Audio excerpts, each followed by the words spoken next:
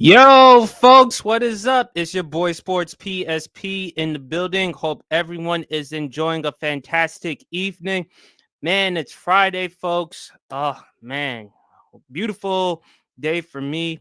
Finished a great day at work, grinding, doing everything I can on my part, just to try to make as much money as possible, just to do whatever I keep doing, take it one day at a time, folks. Just try to take it one day at a time. But anyway, welcome to the Sports PSP podcast. It's your boy Sports PSP. Please go like and subscribe to my YouTube channel. Also, if you're interested in following me in various other platforms, go follow me on Instagram, TikTok, Facebook, Twitter, and so on. Um, Hope everyone's enjoying a fantastic evening. No, I am. I want to talk about the NBA draft last night. Now, obviously, we all knew that Victor Wembanyama was the consensus choice, the number one overall pick in the draft. Slam dunk, no brainer.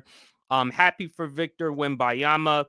I thought it was very great. I thought it was great watching him last night. Seeing him with his brother and his sister, very emotional. And I'm happy for the young fella, and I think he's going to be great for the NBA. A lot of hype surrounding this young man. Whether LeBron James, Zion Williamson, the list goes on and on. He's like 7'3", 7'4", who can do it all, who can handle the ball, who can shoot, who can rim protect, play defense. San Antonio definitely got themselves the face of the franchise and the future.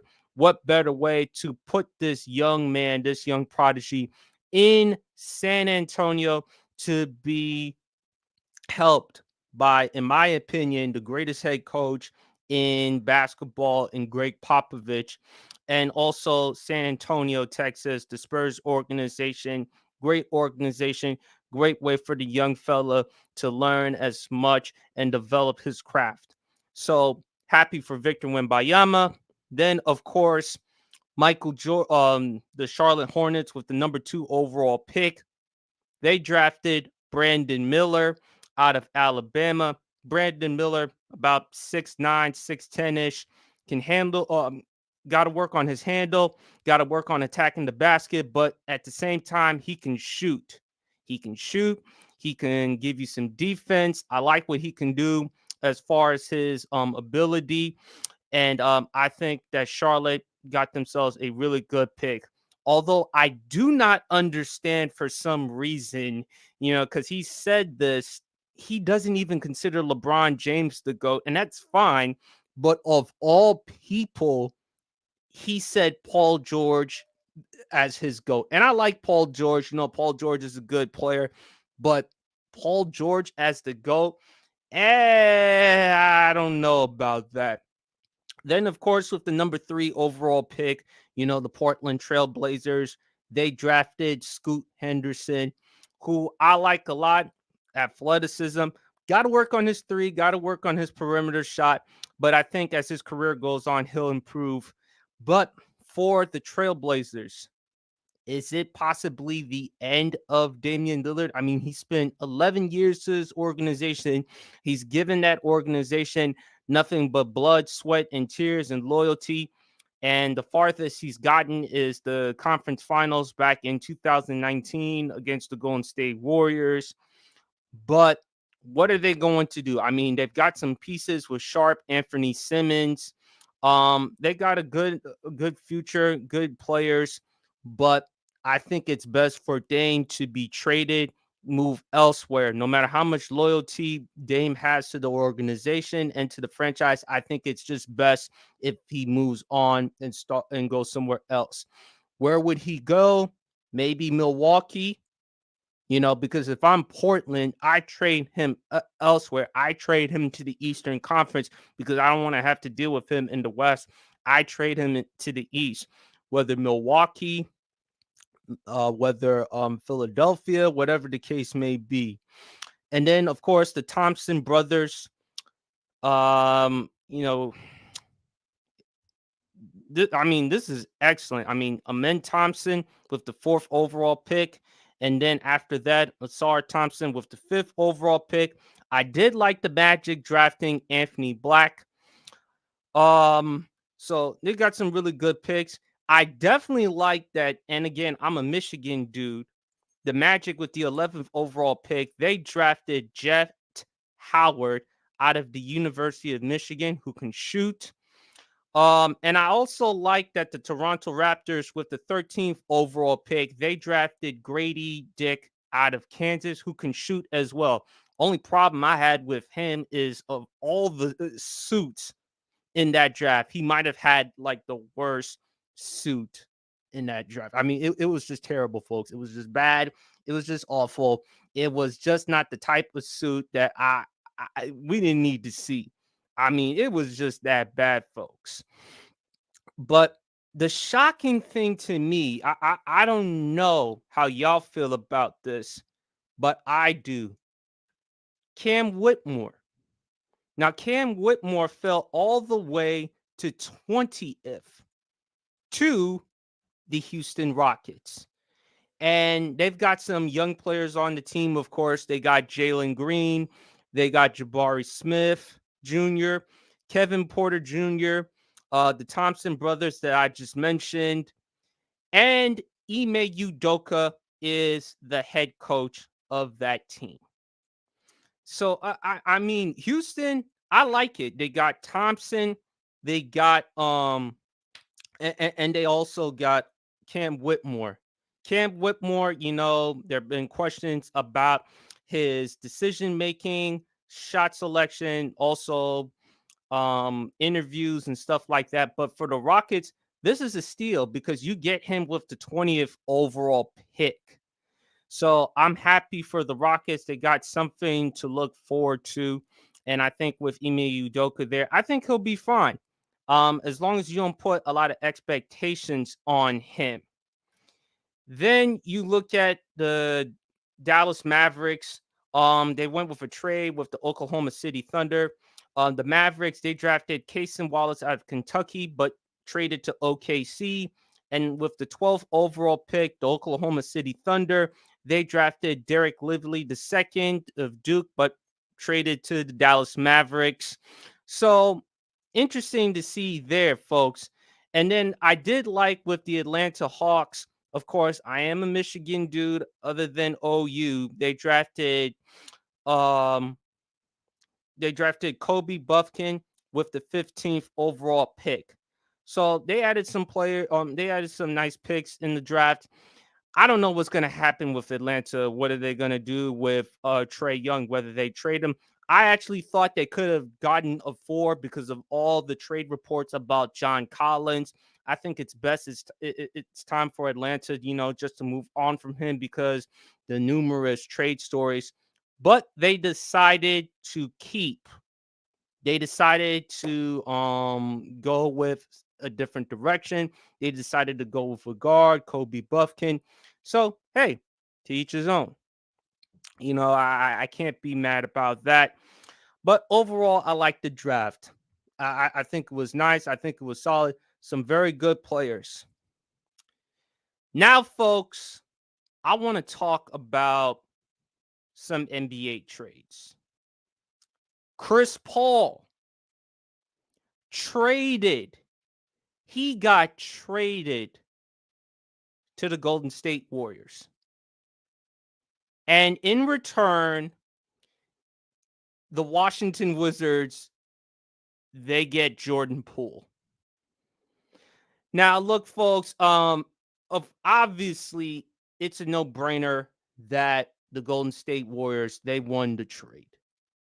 They won the trade. Sorry if you hear noise from the background. That's just my family. I keep telling them all the time, please, I need as much quiet as possible in order for me to do a podcast. But hey, nothing that you can do. But look, they traded Jordan Poole. Now, I don't know why Golden State decided to do it. Maybe they just had enough of Jordan Poole because they felt like his production wasn't compared to what it was the year before when the Golden State Warriors won the NBA championship. A lot of things that transpired this season. Of course, Draymond Green, the video of him punching Jordan Poole, Jordan Poole's play, his shot selection, his decision making, which was not great, which was highly questionable. And when I say that, I'm being nice or generous. And oh, I kept laughing about this the whole entire time about him with the rapper Ice Spice. I don't know if Ice Spice played a factor to him being distracted or him not being focused from basketball. It's kind of like with the Kardashian thing. Like, hey, if you're around those types of women, that kind of can mess you up from a psychological standpoint. But I think for Golden State, they won this one. They won this one. They won this one. They got themselves Chris Paul. Of course, Draymond Green declined the player option. I don't know exactly how much it is, but it seems like Draymond Green wants to go elsewhere. Maybe he wants to be with LeBron. Maybe he wants to be with the Lakers. Maybe he wants to find another chapter in his NBA career. But for the Wizards, they get Jordan Poole. So I don't know how it's going to work out, folks, in Washington. It just seems like to me, Washington, I don't know what they're doing, or what they're thinking about in terms of their future. Golden State, yeah, I like this one. They're going to be competitive. CP3 is not what he used to be, but of course, folks, I think with CP3 there, they're going to be good. And now that Draymond Green is gone, who's going to provide the facilitating role? None other than CP3. So is he going to start? Is he going to come off the bench because he's getting up there in age? He just turned 38 years old. He'll be 39 next May. So what's the future for Chris Paul? And also too, for championship window with Chris Paul, is this his final chance as far as winning a championship? Is this his chance? Is this it for Chris Paul? Because and I love me some CP3, great basketball player, first ballot Hall of Famer. The list goes on and on and on. Um, but this is his last chance. I mean, he's had chances before, with the Clippers, when he got traded back in 2011. He was supposed to go to the Lakers, but then Commissioner David Stern, rest of his soul, got involved, and he gets traded to the Los Angeles Clippers. And then when Chris Paul gets traded to the Clippers, to be paired up with Blake Griffin and DeAndre Jordan, Lob City, and couldn't get to the conference finals. And he's had multiple chances, particularly 2014 against the Oklahoma City Thunder in the conference semifinals when they were tied 2-2. They slipped away in game 5, late in game 5, and then game 6 at the Staples Center. Now, whatever it's called in Los Angeles, I don't remember the name. I think it's crypto.com or whatever. They lost game 6, and then game against the series against the Houston Rockets back in 2015. They had a 3-1 lead in that series. They had a 3-1 lead in that series. And game 5, it was a gimme. They were going to lose that game. No shame, because it was predicted that they were going to lose game 5 at the Toyota Center in Houston. But then that game 6 against against the Rockets at home at Staples Center, they had like a 17, 19-point lead. James Harden, who was the runner-up for the MVP, I don't think he even played. And it took every bit of Jason Terry, Josh Smith, Corey Brewer, Dwight Howard, other players on that team to step up. And they blew that series. They blew game 6, and they blew game 7. So it's the championship window has closed on CP3. I hope that's not the case, folks. I just hope that's not the case with CP3. I love me some CP3. He's an exciting. I mean, he's going to be a Hall of Famer when it's all said and done. You know, I wish him nothing but the best, but I hope he turns around his career with the Golden State Warriors. But the Phoenix Suns, we got to talk about that. We definitely got to talk about Bradley Beal getting traded to the Phoenix Suns. I don't understand this. If you're Phoenix, you still keep DeAndre Ayton on the team. DeAndre Ayton is still on the basketball team. They still keep him. Fine, it's exciting because you add another scoring option to the team. You pair him up with Devin Booker and you pair him up with Kevin Durant. But no point guard, no Chris Paul on the team anymore. Your bench, that's going to hurt. So, how did they get any better as a team? Really, how did they get any better as a team? How did they? How did they get any better as a team? I mean, for the Wizards, I don't know who won this trade between the Wizards or the Suns. The Wizards, let's not act like they got first round picks. They weren't going to get any first round picks by trading up Bradley Beal. But the Suns, in the meantime, DeAndre Ayton is still on the team. You have no point guard. Who's going to run the point? Who's going to run the point? And how are they going to play defense? Like, how are they going to play any lick of defense whatsoever? How? I mean, how is it possible, folks? How is it possible that they're going to play defense? And if you look at this Phoenix Suns roster collectively on paper, obviously they're not better than the Denver Nuggets. They're not better than the Lakers. Are they better than the Clippers when healthy with with Paul George and Kawhi Leonard? No. So when I look at the Phoenix Suns, it's just words cannot put it into perspective. I mean, it really can't put into perspective, folks. This team. I just think Phoenix, yeah, they'll make the playoffs. They could make the playoffs. At best case, that's about it. But I don't see them winning a championship. Maybe they'll get to the playoffs and perhaps lose in the first round. But I just don't really see it, folks. I just don't think that this team is going to go far. I mean, when you look at the West with Golden State, they're not better than Golden State, in my opinion. They're not better than the Lakers. They're not better than the Nuggets. Like I said, the Clippers, when healthy, when Paul George and Kawhi Leonard, when they're healthy. So, I mean, there's a bunch of other teams in the West that are just better than. They are just better than the Phoenix Suns. And if who's winning at the end of the day, that's Monty Williams because he's now in Detroit. He got his his big contract there, and at least he has something to look forward to. You know, with the Thompson Thompson twins, one of the Thompson twins.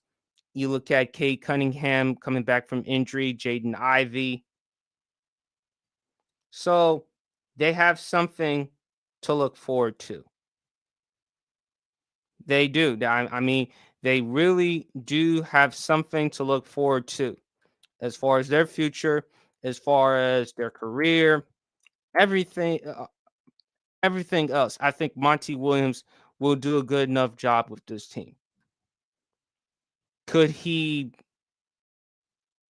I don't know. I just think Phoenix Suns, and it also goes to tell you about Kevin Durant and his career. and his legacy and etc. KD can't be that dude for you. KD can't be that dude for you. So I don't know what's going on. Hold on, let me read some comments. My boy Leaf. My boy Leaf right here. Zion will play more games than Wemby. This is not going to go well. Leaf, I send the StreamYard link on the live chat. So if you want to hop on, go hop on, my man. And also his another comment. He says Brandon Miller tried his hardest to get away from Charlotte. It's pretty interesting why you added that, Leaf. Like I said, man, I put the StreamYard link in the live chat. So if you want to hop on, just hop on, man, and elaborate, explain why you feel all those ways. But yeah, since Leaf mentioned about Zion, why not? Let's talk about some Zion Williamson. Folks, I've been critical of Zion Williamson about his weight. I just think Zion, when healthy, is a great talent. Last year, he only played like what 28, 29 games. He averaged around 26, 7, and 4. He played well before the hamstring injury. I think it was the game against the Philadelphia 76ers. He was playing well. He looked like the Zion we expected him to be coming out of Duke. And injuries, man, injuries for the longest has derailed his career in large part because of his weight. And the Pelicans, I hate to say this, should they trade Zion Williamson? The answer is yes. Because 114 games in 4 seasons. 114 games in 4 seasons. Let that sink in. That's like 28 and a half games. Sorry, folks, I'm not the greatest in math, but nevertheless, there's 82 games in a regular season, folks, and Zion Williamson is not healthy. That has been the problem with Zion Williamson, not his talent or production. When he's healthy, he's capable of giving you quality numbers, quality performance.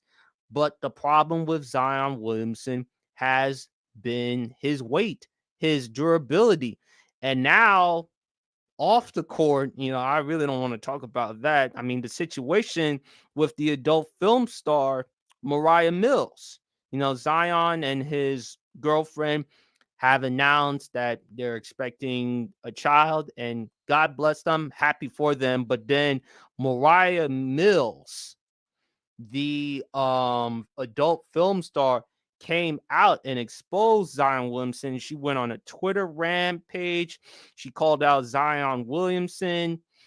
She even talked about his lack of nutrition, his diet, and this girl, like, she crazy. I mean, I'm sorry, folks. When it comes to people like her, now look, I can't necessarily feel sorry for Zion because at the same time, you put yourself in that situation with that woman, bro. You're a multi-millionaire, and you're involved with that type of woman. Like, why? Like, why would you put yourself in this position if you're Zion Williamson? Why? And the reason why I'm looking down on my phone, folks, this is a tweet from Mariah Mills. This is what led to her suspension on Twitter. This is what she tweeted: NBA, I have sex tapes of me and Zion Williamson, and he also has them on his trap phone. Mills wrote, tagging the NBA and the Pelicans in her post. Trade him now. He doesn't deserve to be in New Orleans. Sex tapes dropping soon. This woman crazy. I mean, this woman is crazy. So with the Pelicans, it's bad enough Zion Williamson is not healthy. And injuries, his weight, that's what has derailed his career. But Now you got to deal with this off the court situation with this woman. Her account has been suspended on Twitter, and thank God, because this woman, excuse me, this woman is just crazy. I mean, she is flat out crazy. She crazy than a motherfucker. I mean, it's not a joke, yo. I mean, I can't, but at the same time, I can't necessarily feel that bad for Zion because you put yourself in that situation with that type of woman. Like, bro, you are a multimillionaire. Do you understand who you are? You're Zion Williamson. You don't need to be involved with that type of woman, an adult film star. I mean, you got to be careful with the type of people that you associate or you hang out with because they're not always up to you. They're not always, and I don't expect them to take care of you, to be at their best for you. They're not going to look out for you. They're going to look out for themselves, and that's what Mariah Mills is all about. She don't give a shit about Zion, and this is just flat out embarrassing. So, if I'm the Pelicans, would I trade Zion? Perhaps I would. I would because I can't trust Zion Williamson to stay healthy. That's the concern I have with Zion Williamson. Not his talent, not his production, not his game. When he is healthy and he's balling, we know what he is capable, folks. We all know what he's capable of. He's a very talented player. And I think that the person that Zion Williamson, sorry if I'm going too much on Zion, folks, but the person that he should definitely talk to is Charles Barkley. You know, Charles Barkley, Hall of Fame player. A lot of the young cats don't really give Charles Barkley a lot of respect because people look at him as an old head criticizing the younger players. But Charles Barkley, he said it often and often. Moses Malone, God rest his soul, he asked Moses Malone this question, why am I not playing? And I think this was in his rookie or sophomore year. Sorry if I misspoke. Moses looked at him dead in the face, according to Charles Barkley, and said, you fat and lazy. You fat and lazy. And ultimately, Charles even admitted that it hurt him. It really did hurt his feelings. It definitely pushed him and helped him become the player he was. And Charles Barkley, say whatever you want, folks, is a great player. NBA's top 50 players of all time, Hall of Famer, former league MVP, one of the greatest players to have ever played the game, inch for inch. You know, for a guy, even though he was listed as 6'6", but really more 6'4", and to give great production and can rebound. And Zion is a bigger but more athletic version of a Charles Barkley. I think Zion has that potential. Zion can be that great player. But the problem is with Zion, man, is durabilities. Durabilities, man, the injuries and his weight, man. I mean, when he came out of college, I mean, he was like 280 pounds and he was ripped, muscular dude. I mean, if you're that big coming out of college, then what are you going to be in the NBA and the professional level when you try to develop your man body? You're going to be even bigger than what you were. And the problem, and the Pelicans, once they gave Zion that contract, they put a weight clause in it, and they said that Zion needed to be below his body fat and his weight must be below 295. And I feel like that the Pelicans, they got to change that. They must change that clause in his contract. They got to get his body weight down to 250 because I do not see Zion Williamson having a 15, 16 year NBA career at his weight. I'm sorry. I just don't. I do not see him at his weight having a long NBA career. I don't. So, Brandon, man, but back to Wemby.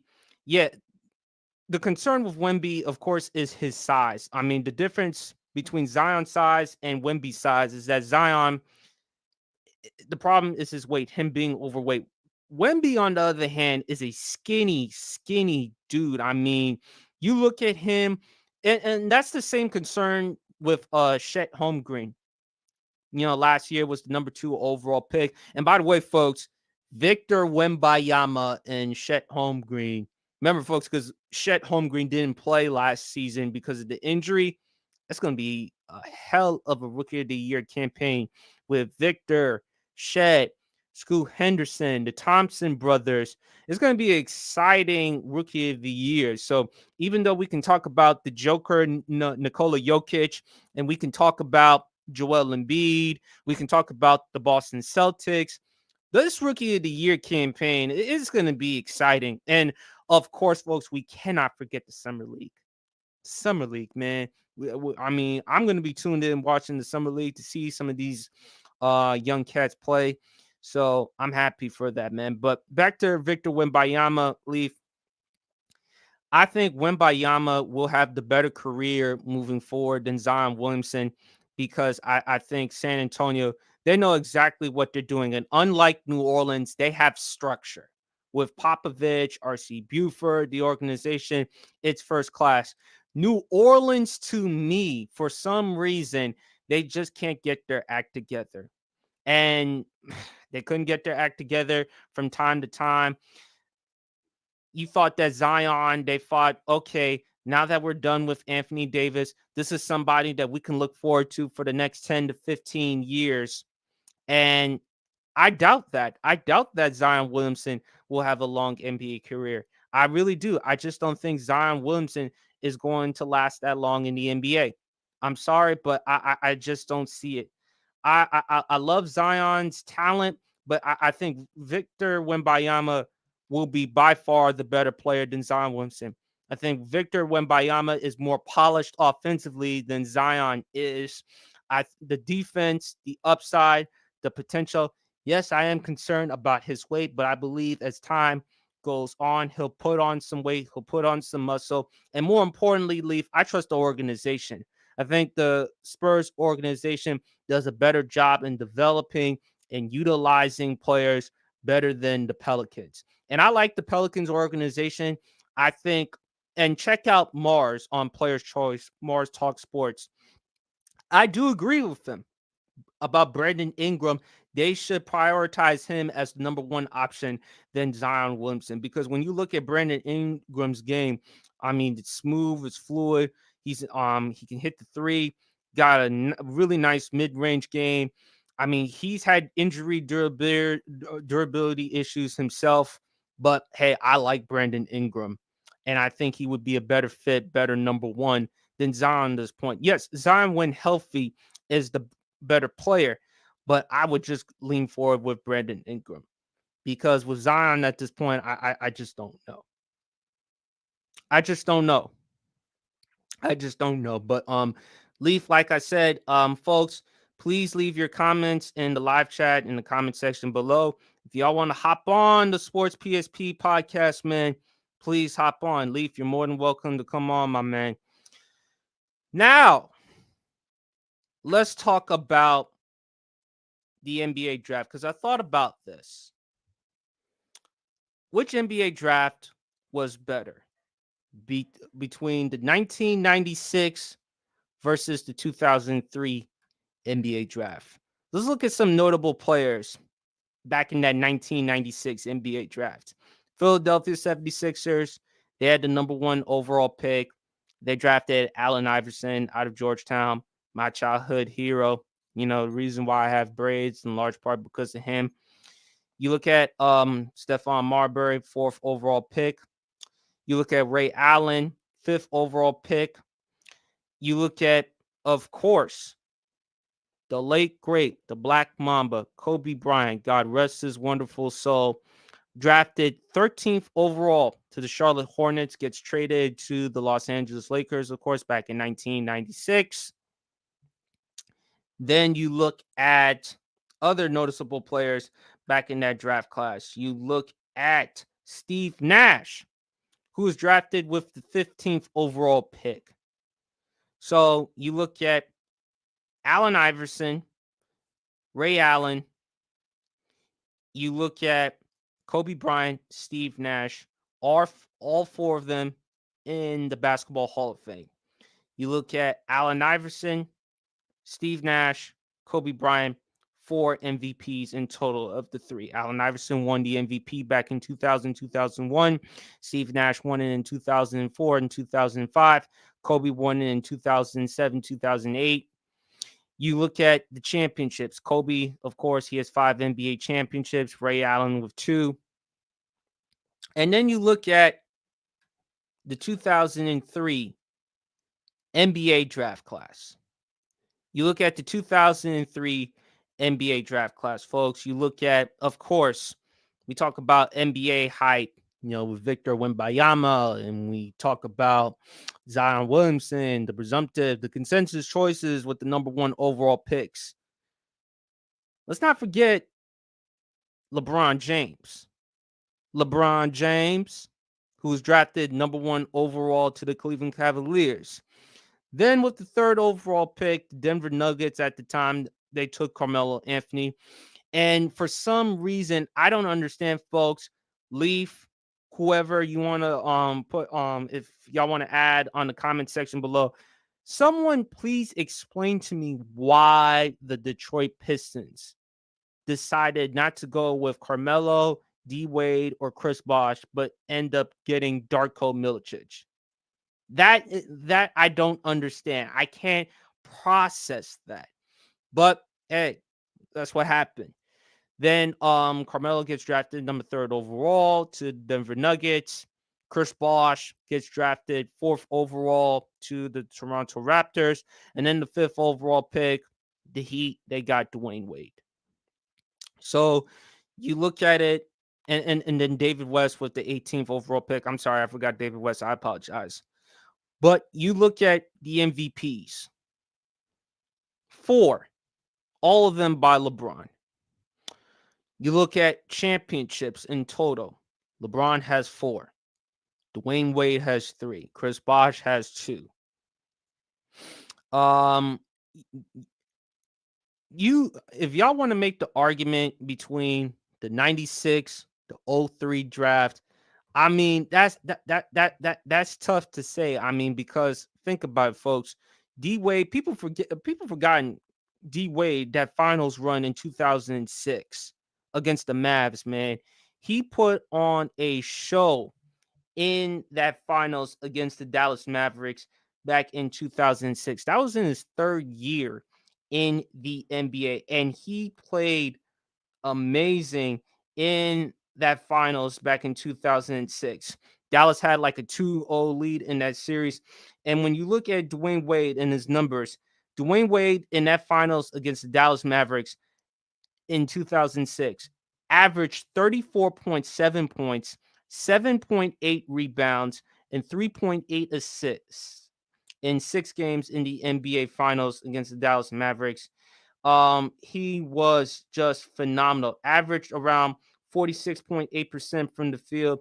Didn't shoot well from the 3, 27.3. D Wade's not the greatest 3-point shooter in the world, but hey, he balled in that series, folks, against the Dallas Mavericks. And hey, they had Shaq at that time, and Shaq, even though he wasn't the Shaq of old, going back to his days in Orlando and LA, but hey, he didn't want to stop or interfere from the greatness of Dwayne Wade in that finals, and D Wade was balling in that series.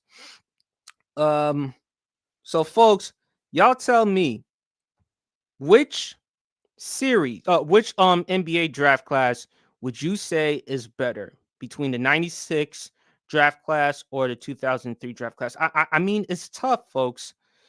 I mean, AI with the number 1 overall pick, 4-time scoring champion, Hall of Fame, one of the greatest little players to have ever played. I mean, during his time in Philadelphia, he was really like, even though he was listed at 6 feet, 165 pounds, really more like 5'10", 5'11", $150. like myself, soaking wet. You look at Kobe, the Black Mamba. Early in his career, in his rookie year, people remember the air balls, but as his career went on, he got exponentially better. Paired up with one of the greatest big men ever in Shaquille O'Neal. During the time, the Lakers, they went to 4 finals, they won 3. Shaq gets traded, of course, back in 04, and it was Kobe time. And Kobe, great basketball player, 5-time champion, 2-time finals MVP, league MVP. I think he's won like 4 all-star MVPs. Great on both ends of the court. Can play make. The great mid-range game that he had, in my opinion, top 10 of all time. I actually have Kobe 8. And if you look at the top players of all time, in my opinion, I have Michael 1, I have LeBron 2, I have Kareem 3, I have Bill Russell 4. I have Magic Johnson 5. Some people may argue Magic should not be in the 5, but I have Magic 5 because the accomplishments, the accolades, what he meant to the NBA at that time, the rivalry between him and Larry Bird. So, and I have Bird 6 on the list. I have Tim Duncan 7. You could actually argue Tim Duncan over Larry Bird, but I just like Larry Bird because of what he can do on the offensive side of the court with the passing and the playmaking. Tim Duncan is 7th. I have Kobe 8th. I have Shaq 9. I have Hakeem Olajuwon at 10. So that's my top list, folks. And if you ever want to argue or agree or disagree with my choice, hey, feel free to leave in the comment section below. But in my opinion, who wins between the 96-03? I mean, that's tough to say, man. That's really tough to say. But I probably lean towards the 03 team. I mean, you can't ignore the 96 because AI, Kobe, Steve Nash, all 3/4 of them have won league MVPs. You look at the 03 draft class, only one of them has won league MVPs, and that was LeBron. But the finals, you can't ignore D Wade in 06. I mean, that's a really, really tough one, but I'm gonna lean towards the 03 draft class. If you want to say that I'm right, and if you want to say that I'm wrong, please leave your comments in the comment section below, folks. Oh man, I want to talk about some NFL. I want to talk about a little bit of some NFL, folks. And again, please, I put the StreamYard link on the bottom below. I talked about it. I had my boy Bryson Carver. Please check out his podcast, Carving It Up Podcast. You can check him out on the Grid Network. He actually went on my podcast, and when we were talking about quarterbacks, he actually had Trevor Lawrence top 3. He actually had Trevor Lawrence of all quarterbacks top 3. And I've been on Brandon from the Blocks podcast, and also go check out his podcast, folks. It's fire. A lot of great people on there from Sports Talk, Broad Sports, Jay, although his ass is delusional anytime whenever he talks about Kenny Pickett and shit. But he's a good dude, knows his football. But they were actually shocked when I showed them the video of my man Bryson saying Trevor Lawrence is top 3. I mean, and he talked about how Trevor Lawrence, people forget how well he played in the second half of the season. And Trevor Lawrence, I love Trevor Lawrence more than I like Justin Herbert. If y'all watch me on Brandon from the Blocks podcast, I've been very critical of Trevor Lawrence, and you can check it out on the YouTube or on TikTok. I said, you know what, Trevor Lawrence, might be better than Justin Herbert. And there have been times I feel like Justin Herbert is too overhyped. I feel like a lot of people have said he's like the second coming of Andrew Luck.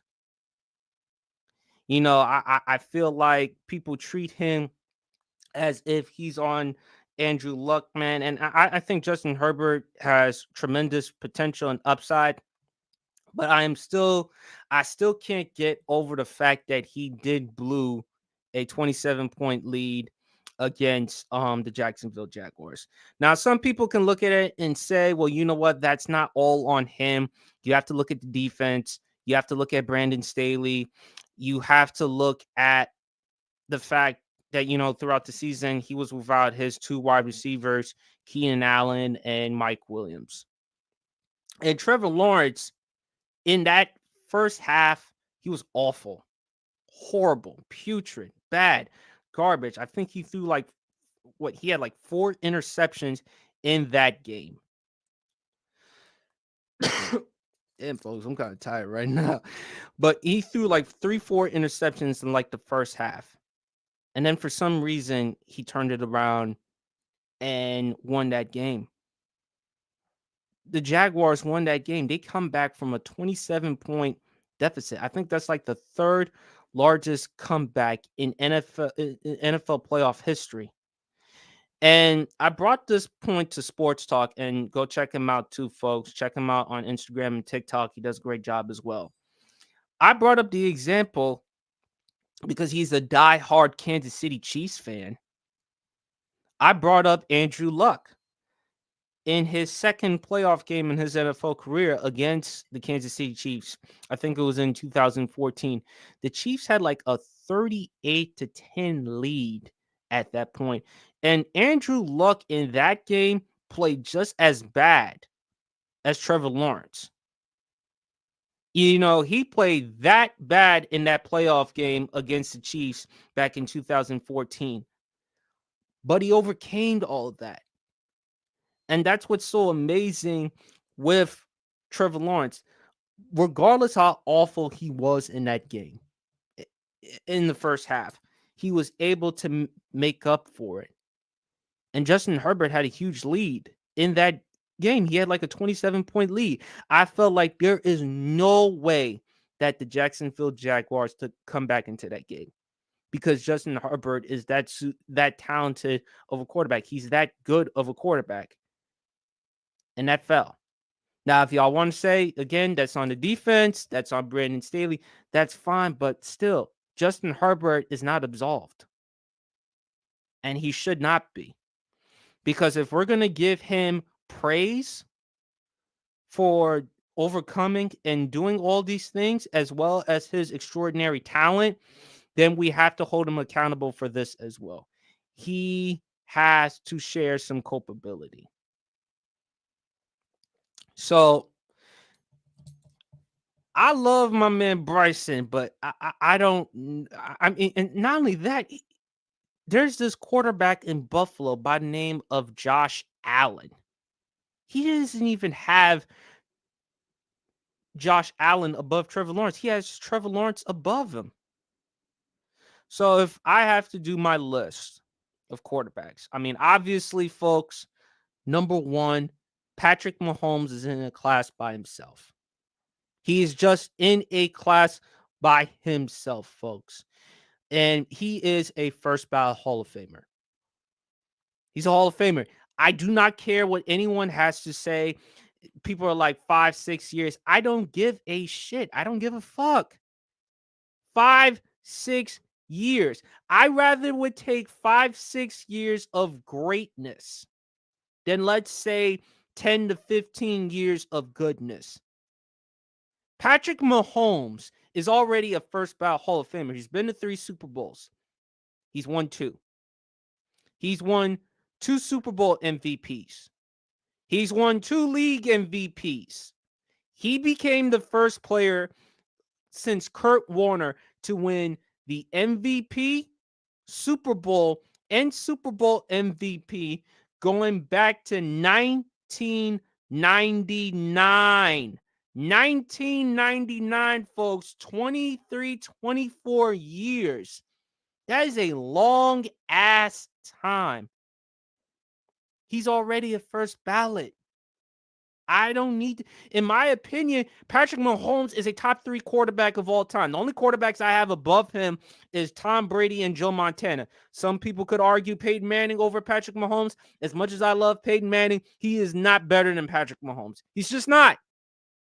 As great as Peyton was in the regular season, and Peyton is great, 5 league MVPs. I think he still holds the record for the most passing yards in the regular season. And when he retired, he had all the passing yards. When he retired, the yards, the touchdowns, etc. But as great as Peyton was in the regular season, he was nowhere near in the postseason. Patrick Mahomes is already better. Patrick Mahomes never has even played not one road game in his career. 5 consecutive AFC Championship games, all at Arrowhead. All at Arrowhead. I mean, he's never even played a road playoff game in his career, folks. Never. Do you understand how amazing that is to do?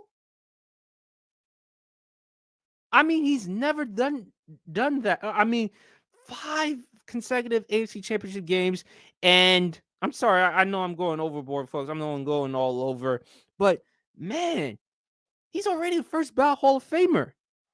I mean, think about it. Is Phillip Rivers a Hall of Famer?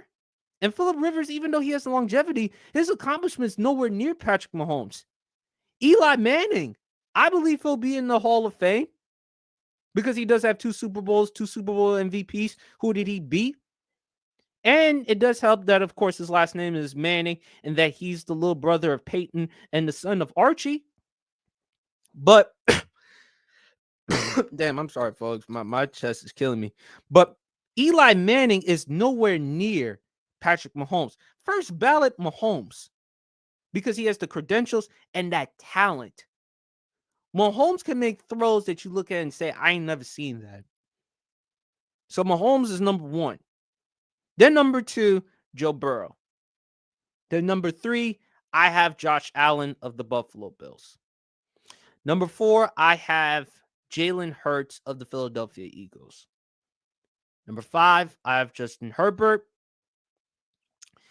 Number 6, I don't remember who I had number 6. I don't know, but I think I had Lamar Jackson. If not, maybe I had Lamar Jackson. Trevor Lawrence is probably somewhere around that 7 to 8-ish range. That 7 to 8-ish range. Yeah, I have Trevor Lawrence probably 8th or 7th. This may shock a lot of people, and it will. But I actually have Geno Smith as a top 10 quarterback. I know it's only 1 year, folks. I know it's just only 1 year. And Geno Smith had an unbelievable season. I know it's 1 year. I know Geno doesn't have the body of work, but we're talking right now. We're talking about right now. I think Geno Smith, in my opinion, right now is a top 10 quarterback. And I think Geno Smith will have another excellent season. Maybe it won't be as great as it was last season, but I still think it'll be good enough because of his familiarity with the offense. I'm happy that he got his contract. You know, they got some nice weapons around him with DK Metcalf and Tyler Lockett. But I actually do think Geno Smith is a top 10 quarterback. I do. Oh, wait, I'm sorry, folks. Now I got it. Lamar Jackson, Aaron Rodgers 6th. I have Lamar 7th. I have Trevor Lawrence 8th. I have Geno Smith 9th. And then at 10th, folks, you know it's hard. You know, some people could argue Dak Prescott. I don't think Dak Prescott is a top 10 quarterback, in my opinion, especially after the season that he had. Dak has proven he's middle of the road. I can't make an argument for Russell Wilson after the type of year that he had last season. And I do believe this is it for Russell Wilson. If he doesn't get it done in Denver, then I don't know what else to say, because they invested, they improved the offensive line, and they got him Sean Payton. And the reason why they got Sean Payton is because it was a failure with him and Nathaniel Hackett. Now, Nathaniel Hackett, I believe Denver acquired him so that they can try to get Aaron Rodgers. They tried to get Aaron Rodgers. That didn't work out. They're stuck with Russell Wilson. And Russell Wilson, by his standards, had a down year. He did, folks. Let's just call it for what it is. If you look at Russell Wilson's numbers in 2022, they were not that good. They were bad. For a quarterback who should be in the Hall of Fame, I think Russell Wilson has made 9 Pro Bowls in his NFL career. He's been to 2 Super Bowls, won a Super Bowl, has been considered a top 5, top 10 quarterback in the NFL. You look at last season, 16 touchdown passes to only 11 interceptions. 16 touchdown passes to only 11 interceptions. And you look at his worst completion percentage in his career, 60.5%. 60.5%. And he was sacked a lot of times last season. So this may be, I don't know. And with the new ownership that Denver has, they can perhaps eat up that contract. They can just eat up that contract. They can just move on from Russell Wilson and look forward to something else. Because I don't know. I mean, Denver, they failed with quarterbacks ever since Peyton Manning has walked out the door.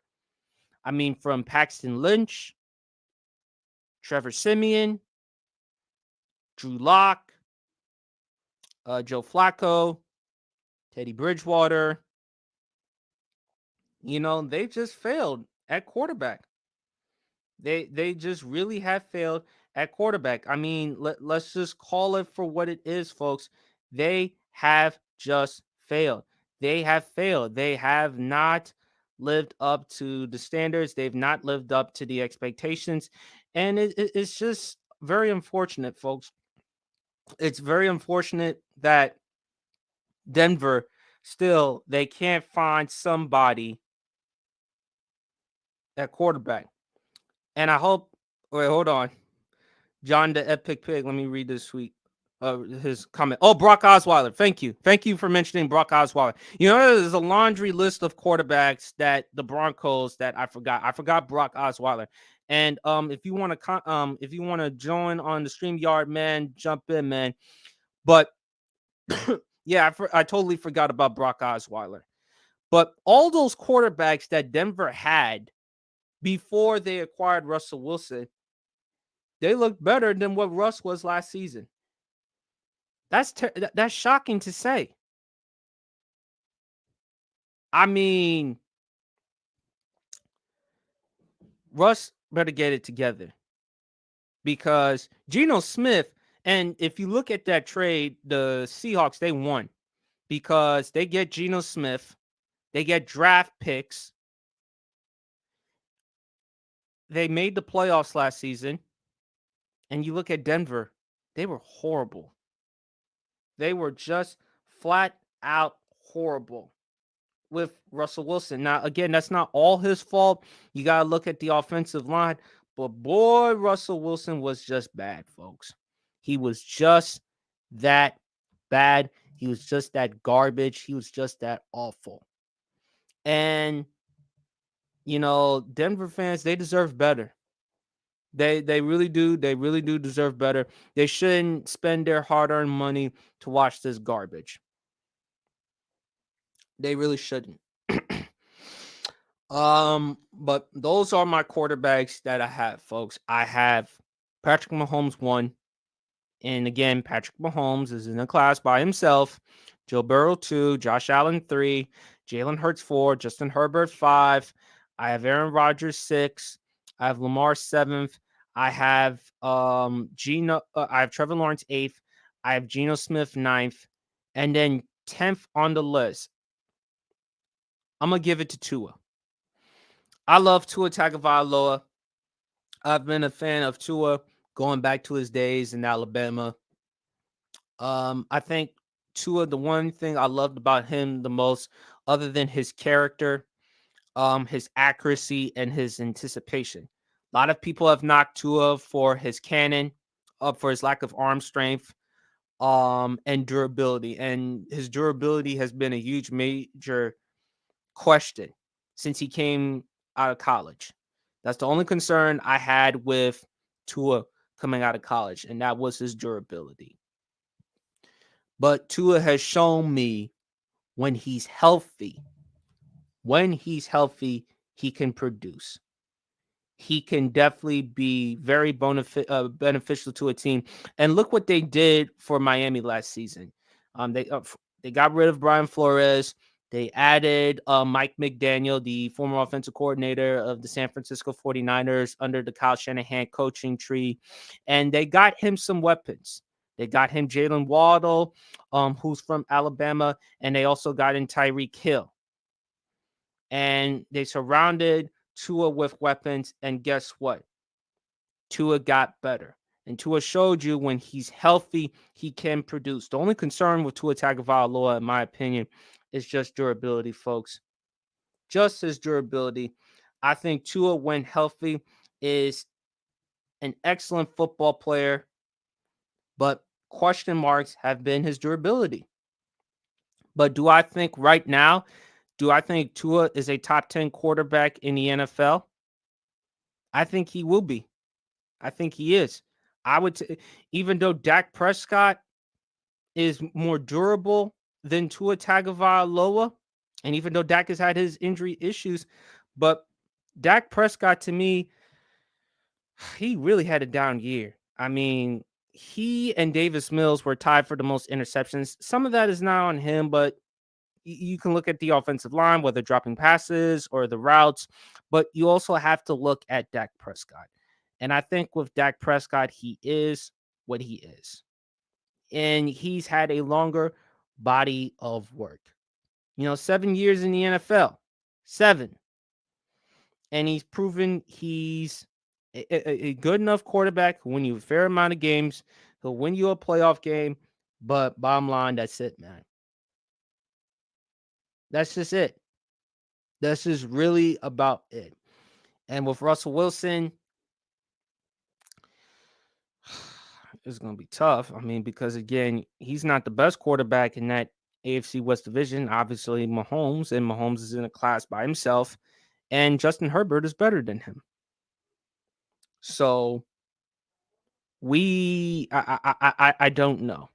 I really don't know. I really can't make an argument for Russ being top 10 at this point, unless you want to go back to what he's done in the past. I understand Geno Smith 1 year doesn't do it to a lot of people, but again, it is about right now. We got to look at right now. We got to look at what they can do moving forward, what they're projected to be moving forward. We can't just keep looking at the past. That's my point. I also want to talk about the running back position, folks, because it's really sad. It's really unfortunate to see with running backs nowadays. Dalvin Cook, he's gone. He's no longer with the Minnesota Vikings. He's released. Saquon Barkley is holding out. And it goes to show you, and Bryson, he made up this point on his podcast, that running backs, it's replaceable. It's a quarterback-driven league. It's easy for running backs to replace them in the draft, whether second, third, fourth, fifth, sixth, seventh, or undrafted. However you look at it, you look at Isaiah Pacheco, you look at the running backs in the NFL. I mean, it's easy to get running backs just like that, folks. It really is. And it's really unfortunate that, Dalvin Cook and Saquon Barkley are suffering with it, as well as Ezekiel Elliott and other running backs. And running backs, I'm all for players getting their money. But at the same time, from an organizational standpoint, you do understand that, we've seen running backs who've gotten their money. We've seen Ezekiel Elliott. We've seen Christian McCaffrey.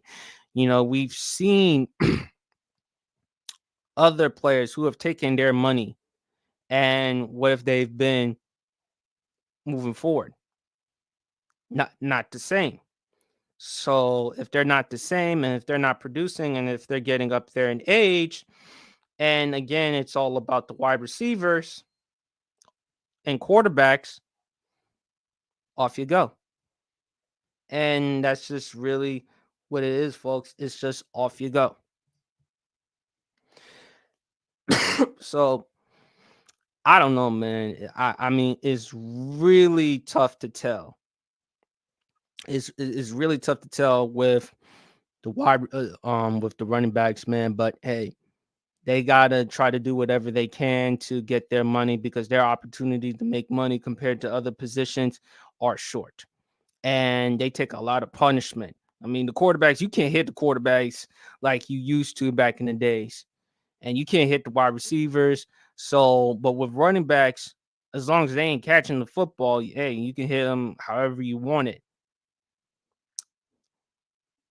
But it's really sad that unfortunately they're not getting paid, and it's easy for them to move on.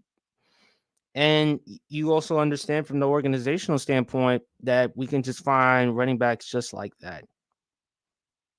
You really can. So, man, it's just really tough. So, I really hope that Saquon.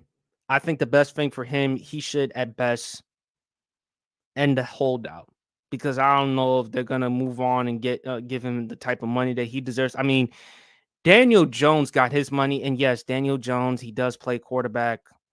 Not saying that Daniel Jones is a better player than Saquon Barkley. Obviously, I'm not making that argument, but Daniel Jones plays a more valuable position, nevertheless. And the Giants didn't pick up his 5th-year option, and I believe he has the agent of the year because when you give Daniel Jones a 4-year, 160 something million dollar contract, and he's making 40 million per year, and he didn't make a huge improvement. He did make a solid improvement, and that was primarily because of Brian Dabble. So when you give him coaching, when you give him somebody that he can work with, of course, Daniel Jones is going to improve or flourish. And Daniel Jones did last season. He improved his game a little bit. The Giants made the playoffs. They won a playoff game against the Minnesota Vikings. And Daniel Jones, credit in that playoff game, he played great. He played great in that game. And then in the divisional round against the NFC champions, the Philadelphia Eagles, they got destroyed. But like I said, folks, I'm not making the argument Daniel Jones is better than Saquon Barkley. Please don't get it twisted. But Daniel Jones nevertheless plays a more valuable position. God damn, my voice is killing me, man. But Daniel Jones, yeah, he does play a more valuable position for the team and for the NFL. It's a quarterback league. It's a quarterback era. The game is predicated. There's so much emphasis for the passing game. And I just don't see Saquon Barkley getting the money. I understand him holding out, though, because, again, their opportunity to make money is short compared to other positions. And Saquon Barkley is deserving of the money. But I can also understand where the organizational standpoint is like, we've seen running backs get their money and they haven't produced or been the same. And you look at Saquon before last season, in fairness to the Giants, he has had injury issues. He's had injury issues. Man, I my voice is killing me. But anyway, I'm gonna continue on this podcast, folks. It's your boy Sports PSP. I want to talk about another thing my man Bryson alluded to.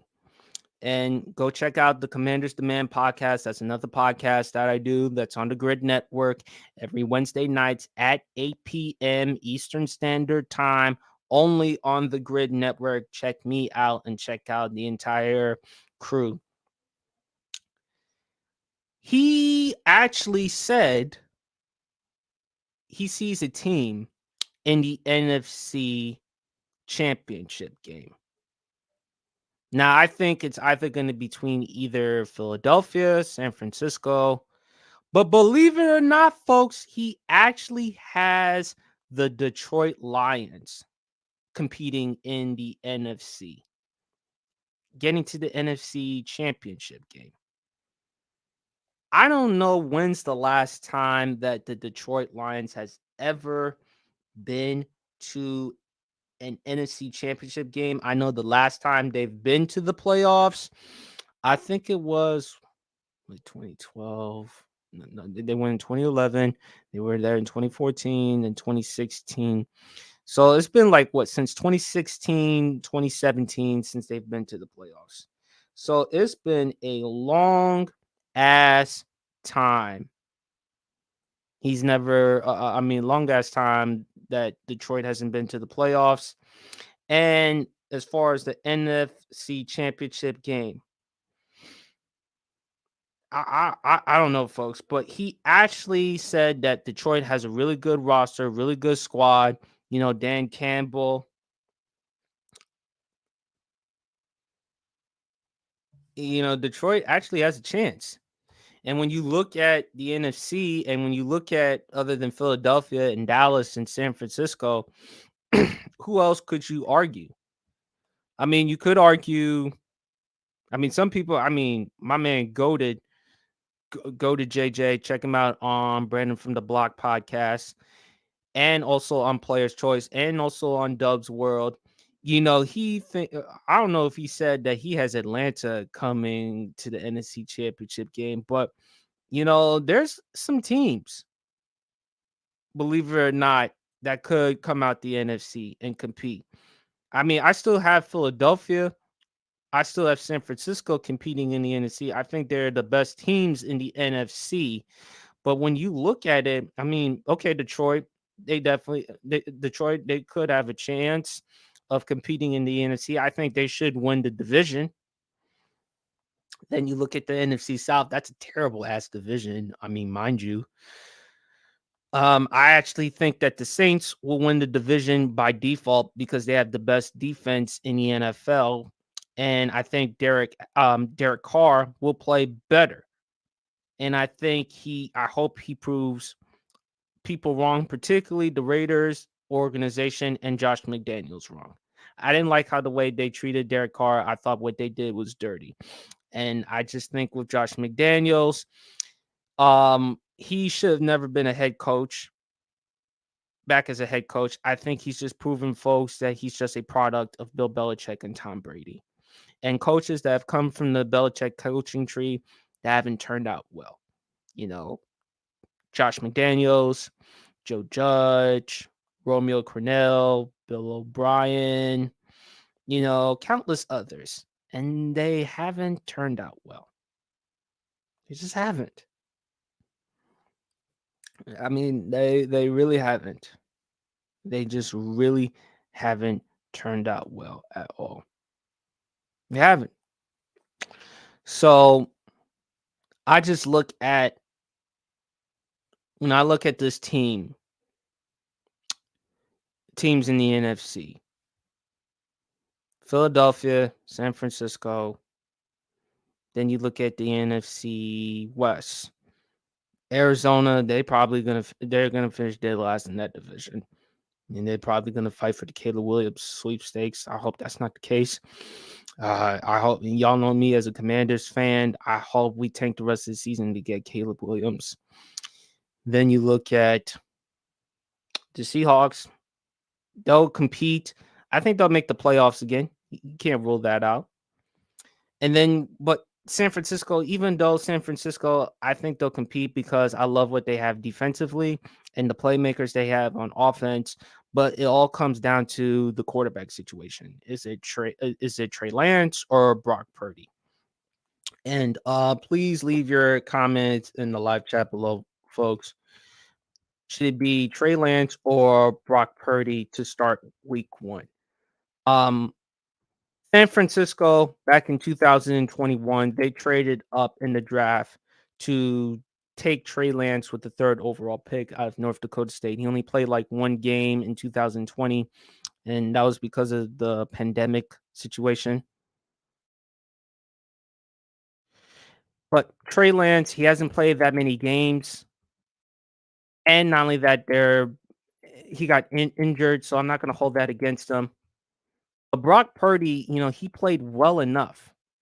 He played well enough for the 49ers in the playoffs. Unfortunately, they didn't play that. He got hurt in the NFC Championship game, and they had to go with Josh Johnson. It's tough for me.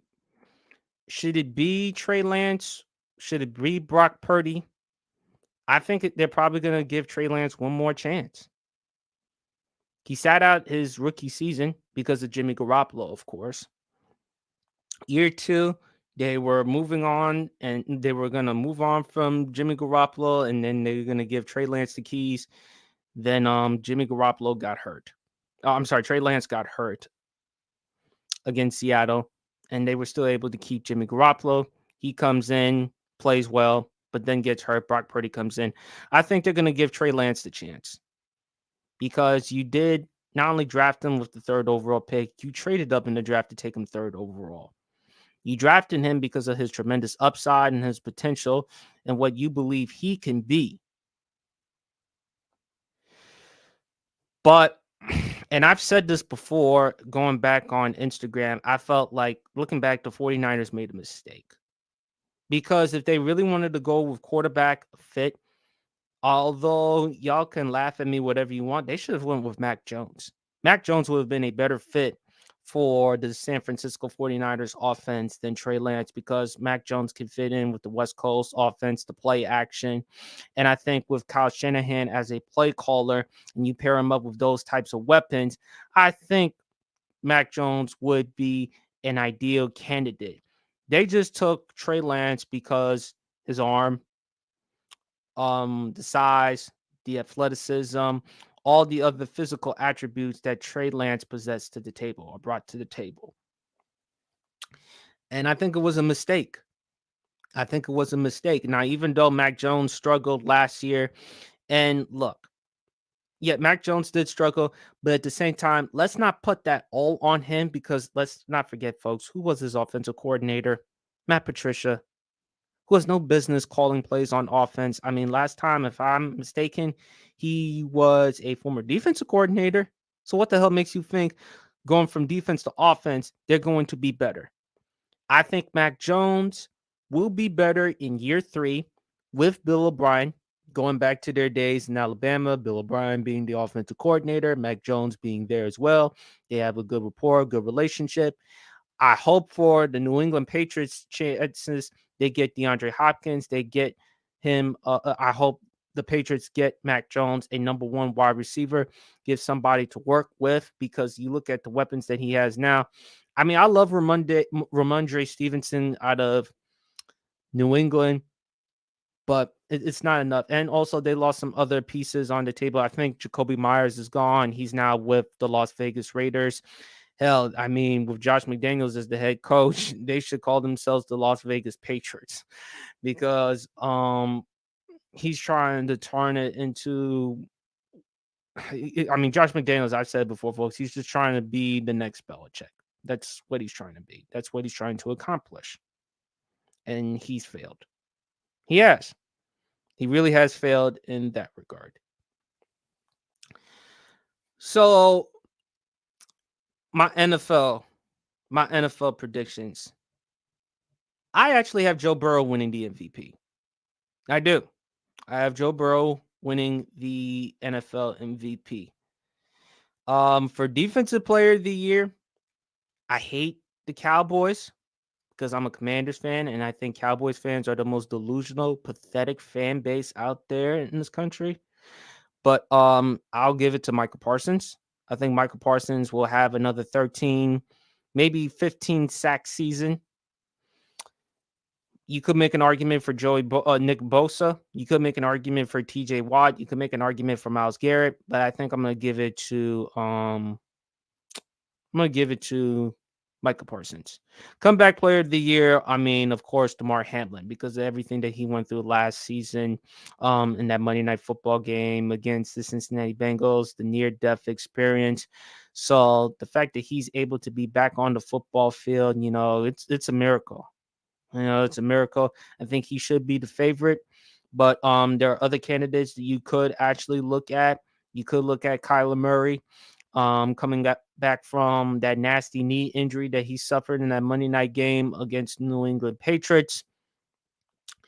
And considering all the criticism about his character, about the Cardinals putting an independent study clause in his contract, in which it required him to study 4 hours before the Cardinals removed it, and also the possibility that the Cardinals they could move on from Kyler Murray, and if they have the number one overall pick, they're gonna draft Caleb Williams because Caleb Williams is the slam dunk choice for the number one pick. And if you're Washington, if you don't get Caleb Williams, and if you end up getting Drake May from North Carolina, I will not lose any sleep off of it because if I'm Washington, I'm desperate for quarterbacks. And then, man, before I wrap up the show, folks, I want to talk about the situation with Zion Williamson and John Morant. The NBA, they suspended John Morant 25 games. I thought it was going to be longer. I thought it was going to be half the season, but it also goes to show you that Adam Silver is no David Stern. If this were David Stern, John Morant would have been suspended the entire season. But John Morant only got 25 games. So I hope for him he turns around his career. And it's really unfortunate he put himself in that situation again with the gun video. But 25 games is 25 games. John Morant, he needs to take some time to work on himself. And I also think that his family, people around him, needs to tell him what he needs to hear, not what he wants to hear. And I just think that the people around him are not looking out for his best interest. I think they don't put him in the best situation. Maybe they are doing what they're supposed to do, and perhaps Ja is ignoring them. And it's hard to tell someone in Ja's situation, no, because Ja is the provider. Ja is the one who has the money at the end of the day. So when you tell someone who's paying the bills, who's paying all the things, when you tell that person no, then chances are they're probably going to be moving on from you and cutting ties with you. As with Zion, I hope he turns around his career. Like I said, folks, the concern I have with Zion Williamson has been his conditioning, his weight, his durability. I think he should talk to Charles Barkley. I think he should listen to Charles Barkley. Say whatever y'all want, young people. Charles Barkley knows exactly what he's talking about. He's one of the 50 greatest players in NBA history. Give him the respect and recognition that he's due. He's been in this game for far too long. The problem with Zion is Zion with his weight, his conditioning, durabilities. It is up to Zion to change the trajectory of his career. And with the situation, like I said, with the adult film star, I'm glad that her account is suspended. And I'm glad that we're not hearing any more nonsense from her. But at the same time, that's also on Zion Williamson himself. I mean, you put yourself in that situation with that woman, and you got to be careful about the company that you keep, the people that you align yourself with. So, young dudes definitely need some strong mentors, definitely need some people who can help navigate them to where they want to go. And they have great opportunities to becoming not only great basketball players, but also doing a lot, to generate a lot of wealth, to give their families and themselves a life they've never had, as well as helping out their communities and helping those who are less fortunate. So that's all. I'm going to leave it at that, folks. But NBA draft, like I said, I think the Magic and the Rockets. I like the Cam Whitmore pickup for Houston. You pair him up with the young roster. I like the Magic with the picks, of course. The NBA draft between the 96-03 draft, I'm gonna lean towards the 03. Again, you can agree or disagree with me all you want. I'm gonna lean towards the 03. And I gave you my NFL news, my updates, and more, folks. But again, it's your boy Sports PSP. Hope you enjoyed the content. Hope you enjoyed the video. I'll do some more sports stuff. And folks, man, if y'all interested, please come in. I'll put in the StreamYard link on the bottom below on the live chat. Hop on whenever you want to. And as usual, folks, man, God bless.